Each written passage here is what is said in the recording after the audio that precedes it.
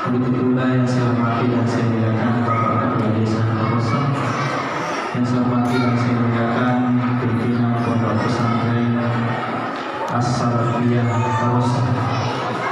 Begitu pula saya hormati dan saya muliakan tokoh agama, tokoh masyarakat, tokoh terdidik, dan semua bapak-bapak ibu-ibu yang insya Allah kita semua dimuliakan dirahmati oleh Allah Subhanahu wa Ta'ala. Alhamdulillah, satu kesyukuran yang luar biasa Allah Subhanahu wa Ta'ala mempertemukan kita di tempat ini. Salawat dan salam kita kirimkan kepada baginda Rasulullah sallallahu alaihi wasallam. Allahumma shalli ala sayyidina Muhammad. Oke, sebelum saya lanjut, saya lihat ini ibu-ibu di belakang sudah ngantuk. Nah, bagaimana ibu ngantuk? Kalau bapak-bapak tidak ngantuk nih, rasanya mau tidur di jadi insya Allah pada malam hari ini tidak banyak saya sampaikan Bapak Ibu di dalam Allah Subhanahu wa Ta'ala. Kenapa tidak banyak saya sampaikan? Karena sudah hampir 1 bulan baru kita senantiasa mendengarkan ceramah, mendengarkan hikmah, bahkan sering menghadiri peringatan Nabi Muhammad sallallahu alaihi wasallam. Nah, Bapak Ibu dibilang Allah Subhanahu wa Ta'ala. Kalau kita berbicara masalah maulid, jadi jangan pernah kita mencari apa hukumnya. Jadi kalau kita berbicara masalah hukumnya maulid, apakah wajib, sunnah, apakah haram, apakah makruh, jadi jangan pernah kita cari hukumnya yang namanya maulid. Kenapa tidak ada hukumnya? Karena memang yang namanya maulid peringatan lahirnya Rasulullah sallallahu alaihi wasallam ini bukan merupakan syariat. Beda dengan sholat, puasa, zakat dan lain sebagainya, itu ada hukumnya. Kenapa ada hukumnya? Karena memang syariat. Tapi ingat, yang namanya peringatan maulid ini yang kita lakukan pada malam hari ini bukan syariat. Apa padanya? Ini merupakan syiar. Kalau kita berbicara masalah syiar artinya sesuatu yang kita lakukan, sesuatu yang kita kerjakan sebagai bentuk untuk menghidupkan atau meluaskan agama Islam. Nah, jadi yang kayak yang kita lakukan pada malam hari ini merupakan syiar, cara kita menghidupkan agama Islam. Jadi jangan pernah kita cari hukumnya. Karena ada juga saudara kita itu biasa begitu. Kalau dari ini maulid biasanya langsung datang, dia tanya kepada kita. Kenapa pergi maulid? Apa memang hukumnya wajibkah, sunnah? Makanya yang perlu kita pahami, kita ini selalu umat yang menganut ajaran akidah Ahlussunnah wal Jamaah. Khususnya kita yang melakukan yang namanya perayaan Maulid Nabi Muhammad sallallahu alaihi wasallam, kita ini harus punya dasar. Kita harus punya pegangan. Kita harus punya ilmu sebagai dasar kita untuk menjawab pertanyaan-pertanyaan yang biasa dipertanyakan orang. Kenapa kita bermaulid? Kenapa kita melakukan yang namanya maulid? Karena jangan sampai kalau dari maulid ditanya ini, kenapa kita di maulid, haram itu hukumnya maulid, kenapa kita di maulid? Tidak ada yang bisa kita jawabkan. Makanya kita ini selaku umat yang beragama, utamanya yang menganut akidah Ahlussunnah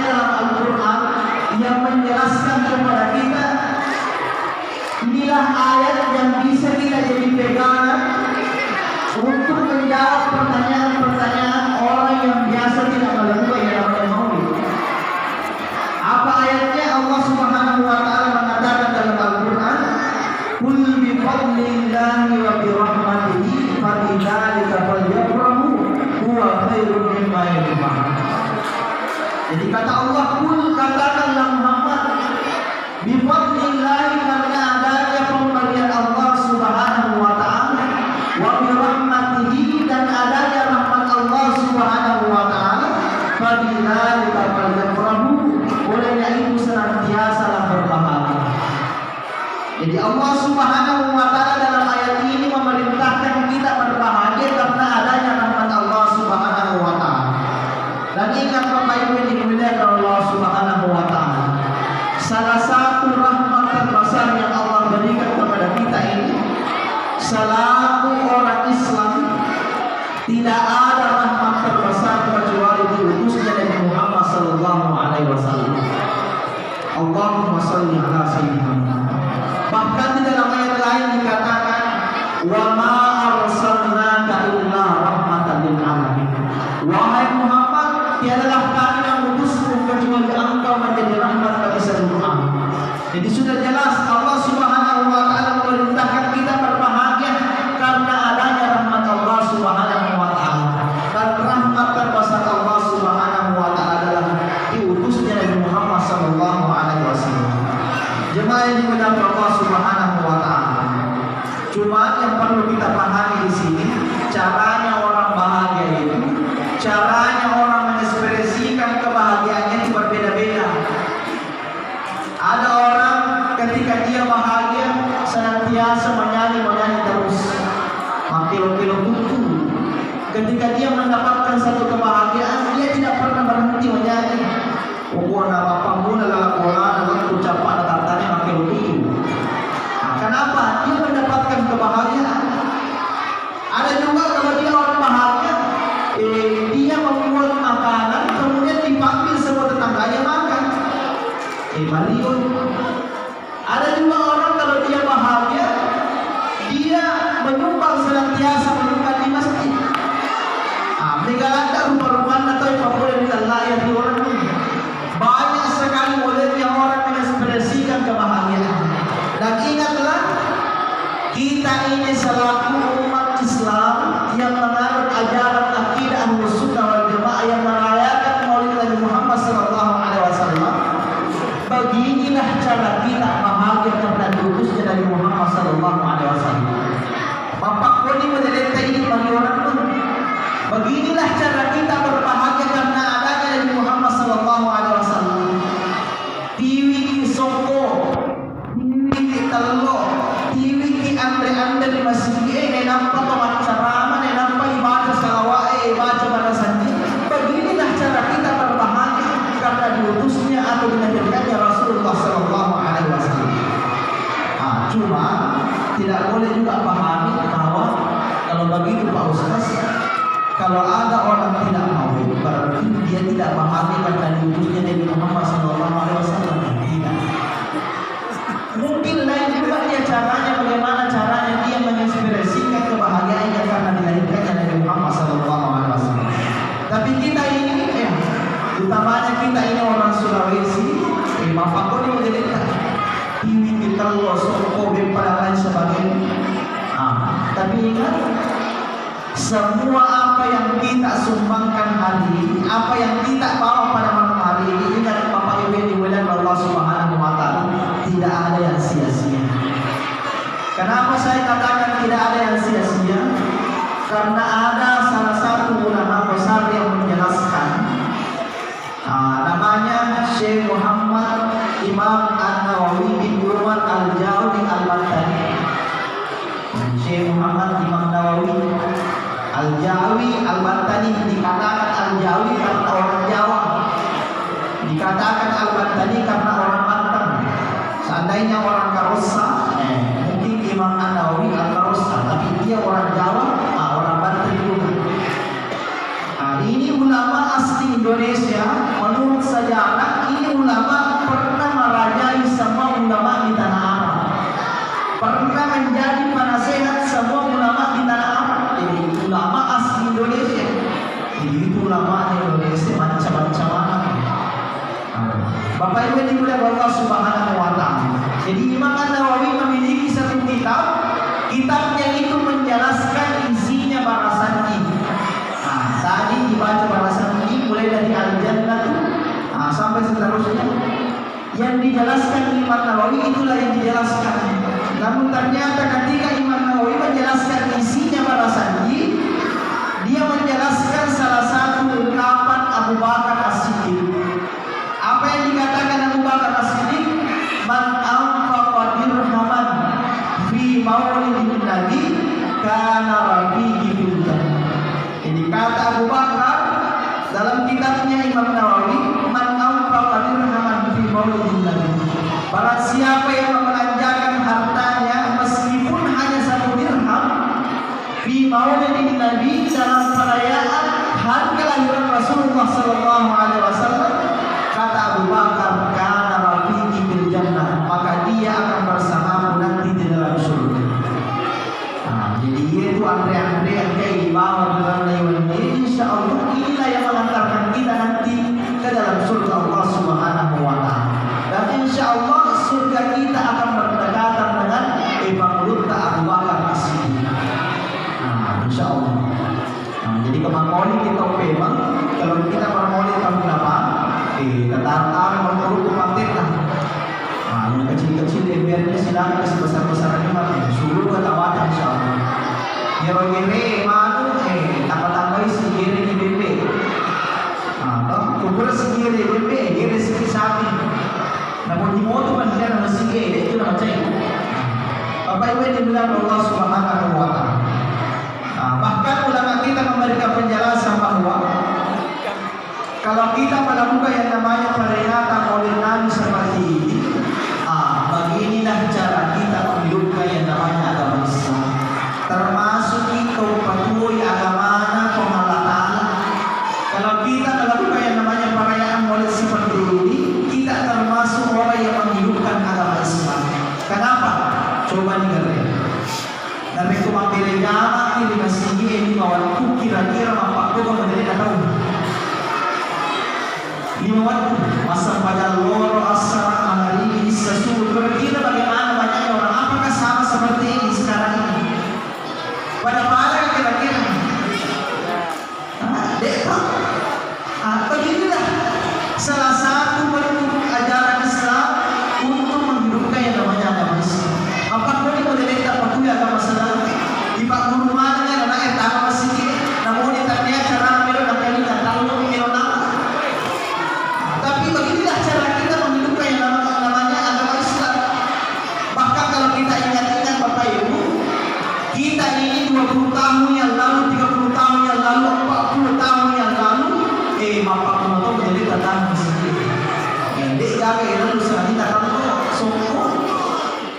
Bahkan malah kalau ni lalu masuk dari kondisi bola tadi atau yang lain, yang agak-agak bawah. Tapi ingat, yang mengajarkan tadi masjid, kehadiran kita di masjid ini merupakan sesuatu yang luar biasa. Kenapa saya katakan? Karena banyak juga orang Bapak Ibu 50 tahun dikasih. Dia beragama Islam sudah puluhan tahun, bahkan Paputi di Kampung terjadi di sini, makin sibuk kembali, akan tetapi dia tidak pernah melihat yang namanya pintu masjid. Jadi syukur ini, karena kenapa? Angka mungkin hadir di dalam nama Bapak Cina pengamatan. Jamaah yang dimuliakan Allah Subhanahu wa taala.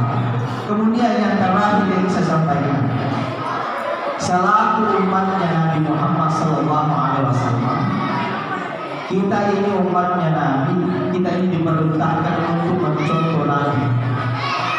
Kita diperintahkan untuk meneladani Rasulullah sallallahu alaihi wasallam. Cuma yang perlu kita pahami, mencontoh itu tidak mesti sama.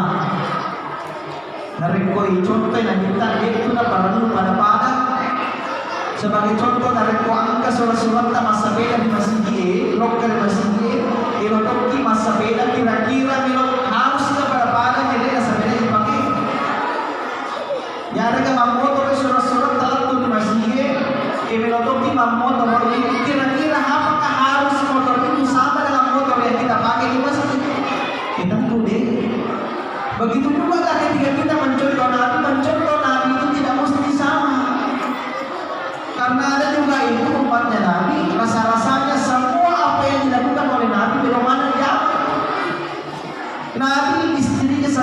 gitu tuh mak beli kesana. Nabi tidurnya luar biasa. Bilotoy pada tidur lagi. Nabi senantiasa berdakwah, tapi ingat dakwahnya Nabi itu luar biasa.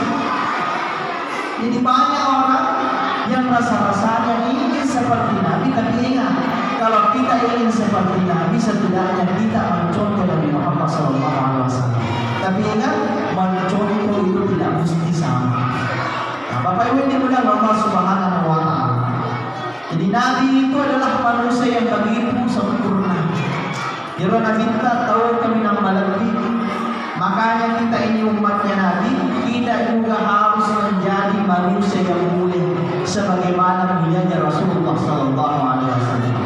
Sekarang pertanyaannya, komerotik malah lebih. Kalau kita ingin menjadi manusia yang mulia menurut pandangan manusia, bahkan menurut pandangan Allah Subhanahu Wa Taala, kira-kira apa yang perlu kita lakukan?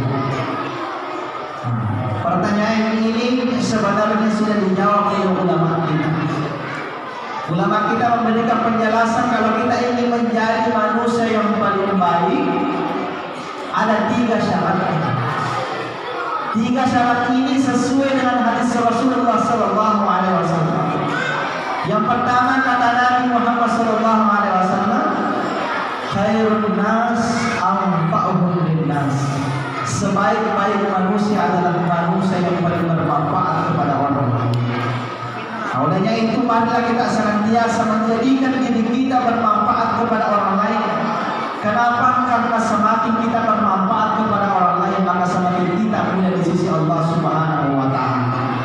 Nah, itu bukanlah sebabnya Allah Subhanahu wa Ta'ala katakan dalam Al-Qur'an, wa ahsinu innallaha yuhibbul muhsinin.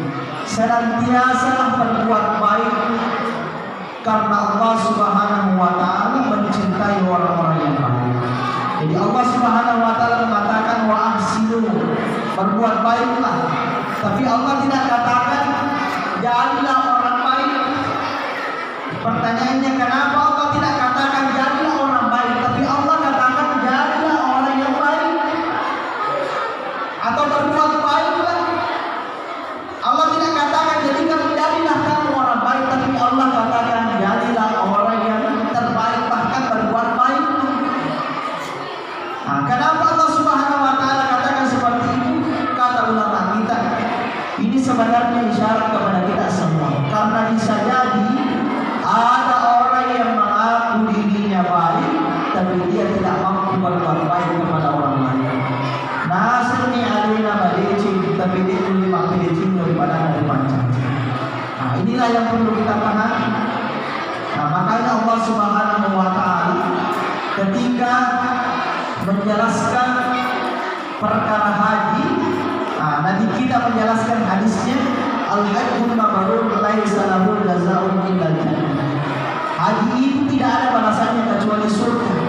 Tapi ingat, Nabi kemudian menjelaskan persoalan tentang orang-orang yang senantiasa menyantuni anak yatim. Kata Nabi, orang-orang yang senantiasa menyantuni anak yatim, maka dia akan berdekatan dengan nanti dalam surga Allah Subhanahu wa Ta'ala. Jadi bila di sini nampak perbedaan antara haji dan orang-orang yang senantiasa menyantuni anak yatim. Haji pahalanya surga, dan orang-orang yang menyantuni anak yatim juga pahalanya surga.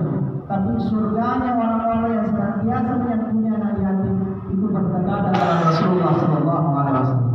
Jemaah yang dimuliakan Allah Subhanahu wa Ta'ala. Kemudian yang kedua, Nabi katakan ketika kita ingin menjadi manusia yang terbaik, khairun nas man tala umruhu wa hasuna amaluhu. Sebaik-baik manusia adalah manusia yang panjang umurnya, baik pula amalnya. Di beda itu malam umur nakasih kita selama makasih, insya Allah makasih itu. Dari makasih amalan nakasih dia tahu beda malam umur nak beda makanya itu. Tapi sebaliknya kalau ada orang beda malam umurnya semakin panjang umurnya, tetapi perbuatannya tidak pernah melakukan perbuatan yang baik, maka itulah seburuk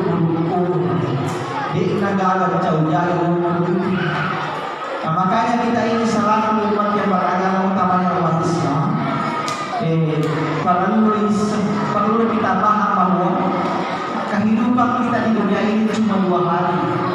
2 mesum itu atau 2 mati kehidupan itu. Yang mana itu 2 hari? Yauma zar'in wa yauma hasadin. 1 hari untuk menanam dan 1 hari untuk memetik. Makanya kita ini sekarang yauma zar'in. Kita ini berada di suatu hari menanam. Apa yang kita tanam? Tidak ada yang kita tanam kecuali amal kebaikan. Semakin banyak amal kebaikan yang kita tanam di muka bumi ini, selama tuh kita mega amal ijazah, pena makasih amal mata angkai itu insyaallah. Dari kolekte kimatu yauma hasadin dari kopole matematika kita berpindah kepada 1 hari yauma hasadin. Hari kita memetik semua apa yang telah kita kerjakan. Ketika kita kerjakan semua amal kebaikan di dunia, insyaallah kita bermatu dari komatiki irutni tala yauma hasadin ya so angkai perumahan sehingga amal kurai kai pamu. Jemaah yang dimuliakan Allah Subhanahu wa taala. Kemudian yang terakhir, kalau kita ingin menjadi manusia yang terbaik di sisi Allah Subhanahu wa taala, bahkan menurut pandangan manusia, kata Nabi, khairun nas ahsanuhum khuluqan. Sebaik-baik manusia adalah manusia yang paling baik akhlak. Kalau saya tanya nih Bapak Ibu, kira-kira Nabi Muhammad SAW kenapa diutus di muka bumi ini? Kenapa Nabi diutus di muka bumi ini? Tugasnya Nabi diutus di muka bumi ini tidak ada lain adalah yu'tamina makarimal akhlak, untuk menyempurnakan yang namanya akhlak. Dan inilah yang sekarang berkurang. Si Jojo ini ada arah. Ada ungkapan orang Arab mengatakan rubba rajulin karimin qabalani. Sekarang ini kata orang Arab rubba rajulin karimin qabalani. Sangat sedikit orang-orang yang baik akhlaknya yang saya temui. Pakai model dalil Bapak Ibu luar biasa. Sekarang kehidupan kita yang namanya akhlak itu sudah terkikis. Riolo dari kemang bicara yang namanya akhlak orang beribadah luar biasa. Bahkan kalau kita berbicara masalah ibadahnya orang dulu dan sekarang, dulu orang dulu ketika dia beribadah luar biasa. Kenapa dikatakan luar biasa? Karena hampir setiap rumah dulu semua orang mengaji. Riolo dari poin karena lagi bola-bola atas dia tahu setiap rumah itu pasti ada orang yang mengaji. Meskipun orang-orang dulu itu makanya tutup arah sekaan iyawana dari kondisi nabati masih sambung-sambung. Begitu orang dulu mengaji, tapi luar biasa semangatnya mengaji. Ini semua akhlak apa itu? Akhlak beribadah. Tapi coba diperhatikan sekarang Bapak Ibu. Kira-kira kalau kita berbicara masalah mengaji sekarang, kalau saya tanya, kira-kira yang mana paling sering kita pegang? HP atau Al-Quran? Kalau mau tidur, kira-kira apa yang dulu kita cari? HP atau Al-Quran? Mana salah? Kira-kira kalau mau keluar rumah, apa yang dulu kita cari? Apa yang dulu kita mau bawa? HP atau Al-Quran? Inilah yang sudah terkikis sekarang. Padahal luar biasa atau penderitaan ulama kita sebenarnya memberikan isyarat yang luar biasa supaya kita ini senantiasa beribadah kepada Allah Subhanahu wa taala. Coba nih dari pemilu di masa sembahyang di masjid ini, kalau orang mau sholat di masjid pasti radio di masjid itu mengaji. Kira-kira pertanyaannya, ya orang radio masih mengaji, masih disuruh mengaji? Baik. Dan mengaji ada masih memang kayak disuruh mengaji. Dan pas salawat ada masih ini kan kalau disuruh masalah masih kayak disuruh masalah. Sebenarnya itulah yang perlu kita pahami. Ulama kita itu luar biasa memikirkan kita ini semua. Bagaimana kita senantiasa untuk rajin beribadah, rajin mengaji, Ulama kita memberikan isyarat, memberikan perintah kepada seluruh masjid, memberikan fatwa bahwa ketika kita ingin melakukan yang namanya sholat, kita aja lakukan di masjid, kita salam. Supaya apa?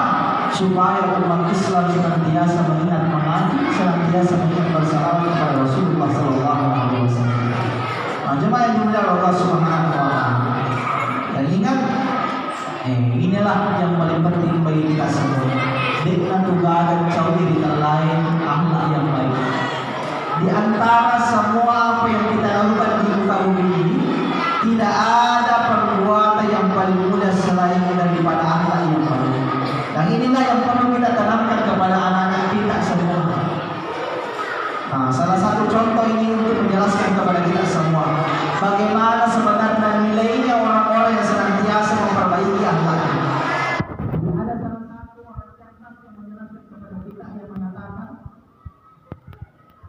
kita ini selaku umat yang beragama, utamanya kita ini umat Islam, mesti memahami yang namanya prinsip akhlak yang baik. Yang mana itu prinsip akhlak yang baik? Nah, orang cerdas ini memberikan perumpamaan kepada kita semua. Coba katanya kita mengambil air botol yang biasa kita beli, karena isinya adalah air, maka dibeli harganya Rp5.000. Tapi coba ketika ada botol air, kita buang airnya, kemudian kita isi dengan sirup, kita isi dengan kopi, pasti harganya pasti akan naik. Bisa jadi Rp7.000, bisa jadi Rp10.000. Tapi coba kita ambil botol air, kemudian kita isi dengan madu, pasti harganya pula akan naik. Bahkan harganya sampai Rp100.000, bahkan ada yang Rp200.000. Karena apa? Karena isinya adalah madu, padahal pembungkusnya sama, yaitu botol aqua. Tapi coba kita ambil botol aqua, kemudian kita isi dengan air comberan, kira-kira berapa harganya? Tidak ada harganya. Begitu juga katanya manusia. Manusia itu akan mulia, manusia itu akan bernilai luar biasa nilainya ketika dia senantiasa mengisi dirinya dengan akhlak yang baik. Tidak matandrei angkat atas situ tahu dari ko angkai semata nabu ampi ampi kilo malampi. Matandrei angkat atas situ tahu bahkan lebih masori dibandingkan ulawang dari ko angkat tahu senantiasa peranjaki ampi kilo. Orang akan mahal nilainya akan mahal, kemuliaannya akan luar biasa kalau dia senantiasa mengisi dirinya dengan akhlak yang baik dan akhlak yang terpuji. Makanya orang tua aku semua, anak-anak kita dilari dengan akhlak yang baik. Tanggung jawab tadi ini dapat teman luar biasa. Orang tua itu luar biasa, tanggung jawabnya luar biasa. Kapan anak kita memiliki akhlak yang baik, insya Allah ini dapat teman, insya Allah ada jadi matur sini pengalaman. Tapi ingat, kalau anak-anak kita ini dari kumpulan mati-mati nama dia ambil kiruna mati dan jangan mati. Nah, inilah yang perlu kita perhatikan. Gimana orang itu tidak perhatikan anaknya. Dia tidak merasa perhatikan anaknya. Padahal tanggung jawab orang tua yang besar adalah ada sama anak. Jadi makanya orang tua kita semua anak tadi ditaruh. Jadi mulai pemuda ini anak, maka dia tutup motor tadi dulu. Didik anak tanpa pemuda kecil. Didiklah anak kita mulai dari kecil. Orang tua kita dulu mengatakan, ini kita meja raya anak nama pemuda kecil. Jadi para ipan masjid waktu kepala, waktu ini mau jadi masjid agi itu. Orang-orang yang senantiasa mendidik anaknya mulai dari kecil, diibaratkan pandai besi yang memodel besi itu di waktu panas. Coba dengar dari kita di pandai besi, kita melihat orang-orang yang senantiasa membuat parang. Ia betul nak model besi mana dari kepala. Awak ini nak model agak nak model, tapi coba dengar. Dari ko angkat atau meja raya anak dari waktu maraya namanya, batuan namanya anak yang dapat meja kan. Dari para ipan besi itu macam kena silat dan lampau ini kita ada. Orang-orang yang memberikan nasihat kepada anaknya nanti anaknya ketika dewasa, sudah tidak bisa.